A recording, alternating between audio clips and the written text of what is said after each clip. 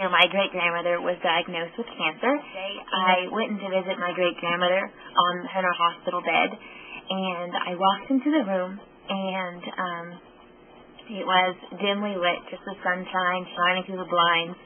And without even thinking, I pulled out my green book, and I don't really think she even knew I was there or not because her eyes were closed, but I pulled out my book, and I began to read.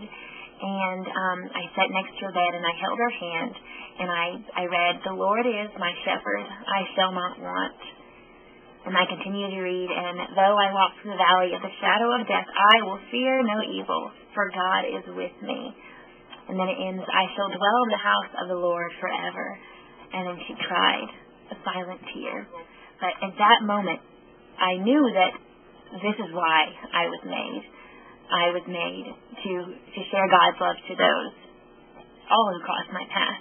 And I knew at that moment that life is very unfair, and life doesn't make sense, just like my great-grandmother's death. But I knew that as a child of God, I could be strengthened by God to make it through anything and to learn from it. Worship in Meg Mohica language would be emptying oneself before God's will.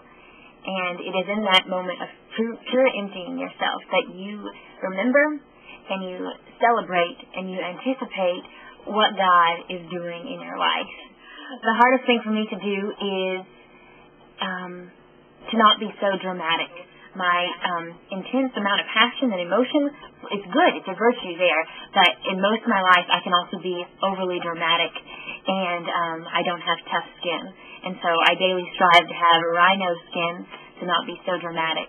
And I can talk my way through a wall. But the number one thing I hate most in life is a lazy person who complains. But not the person, just the complaining.